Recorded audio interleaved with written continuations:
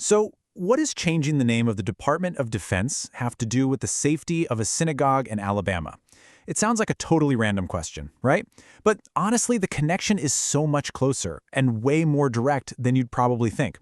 Today, we're going to trace that line and see how a nation's global attitude can ripple all the way down to our own neighborhoods. Okay, so let's set the scene. It's late 2025, and a huge shift is happening in America's stance on the world stage. And you know what? It doesn't start with some big military move. Nope, it starts with something much quieter, a name change. But that simple change in name, it's a massive sign of what's to come.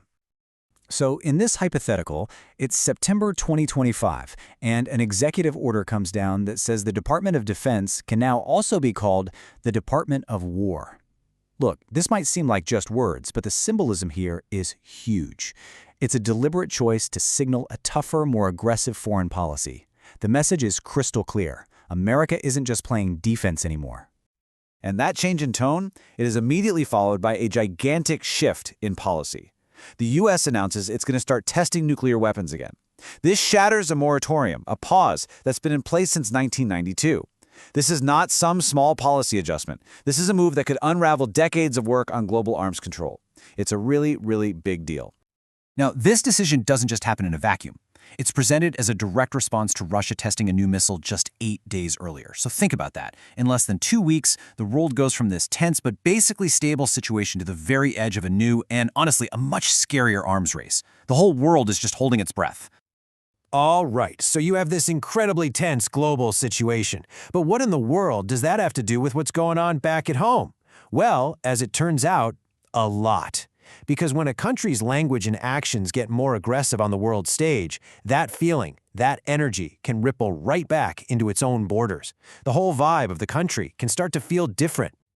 And this gets us to a really important question. When our government projects this image of strength to the rest of the world, does that actually make us feel safer in our own towns and cities? Or, and this is the tricky part, could it actually backfire and make things feel more dangerous by stirring up fears that are already there? To try and answer that, we're going to zoom all the way in. We're going to look at a very specific and very real type of event that in our scenario is happening at the exact same time as this global crisis. And this story, I think, really shows just how connected the global and the local truly are. So we're jumping from the high-stakes world of nuclear politics all the way down to a small county in Alabama. And it's right here that this abstract idea of a threat suddenly becomes terrifyingly real. Law enforcement makes an arrest that sends a shockwave through the entire community. The details of this arrest are just chilling. The suspect had made what law enforcement called credible threats against synagogues, and when they searched his place, they found a whole arsenal.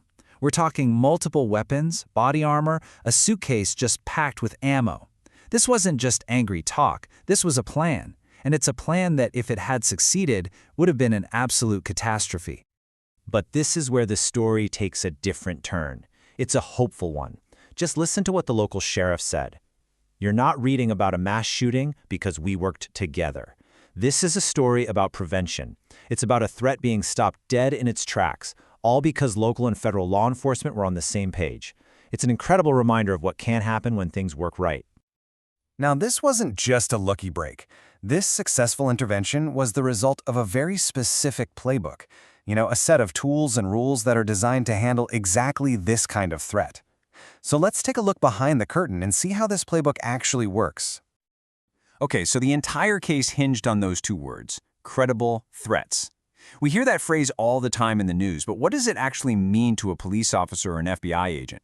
It's a super important question because the answer is what gives them the green light to step in before something horrible happens.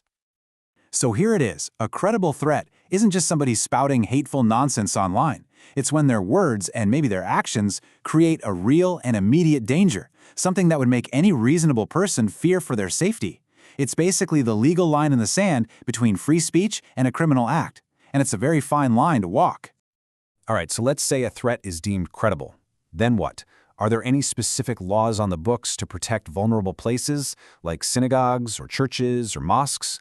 And the answer is a big, emphatic yes. And it's a really powerful tool in this fight. So there's a specific federal law, 18 U.S. Code Section 247, that makes it a federal crime to attack or even threaten a house of worship. This is a huge deal because it means that federal agencies, think the FBI, can jump in with all their resources and expertise. This law basically sends a clear signal. Attacks on religious freedom will not be tolerated. But for the communities that are actually facing these things, these laws are only one part of the equation. For them, the threat of violence is this constant shadow. It's a daily reality that forces them to be on alert all the time. It's a battle that's fought every single day. And this number says it all. A 2025 survey found that 100% of synagogues hire professional security. Just let that sink in for a second. Every single one. That's a pretty stark illustration of the world we're living in, where feeling safe isn't a guarantee anymore. It's a service you have to pay for. And we're not just talking about any security. Look at this. An overwhelming 96% of these synagogues hire armed guards or maybe off-duty police officers. That is just a staggering number, and it tells you everything you need to know about the level of fear these communities are dealing with. And of course, all of this costs money. A lot of money. For 65% of these synagogues, security is its own separate line item in their budget. That means it's not a one-off expense, it's a permanent, ongoing cost of just being open, right up there with paying the electric bill. It's the new normal. So, how do we connect these two stories? We started this whole thing with this high-stakes game of nuclear chicken between global powers, and we've ended up talking about a synagogue in Alabama trying to budget for armed guards. They seem like they're from two totally different universes, but they're not. Let's put it all together. See, on one side you have the tools for global security, nuclear weapons, treaties, the whole military apparatus. On the other side, you have the tools for domestic security, very specific laws, federal statutes, and law enforcement. They're different toolkits for sure, but they're both trying to do the exact same thing, identify a threat and stop violence before it starts. So what's the big takeaway here? I think it's that security isn't siloed. It's all one big interconnected web. The way a country talks and acts on the world stage, the attitude it projects, has a real, tangible effect on how safe people feel in their own neighborhoods. It's all connected. You pull on one thread over here, and the whole web vibrates. And that leaves us with one last question to think about. In a world where all these threats are linked, where does real security even begin? Is it with a massive nuclear deterrent controlled by a handful of people? Or does it start with an alert, vigilant community looking out for each other? It's a tough one, and it's a question we should all probably be asking.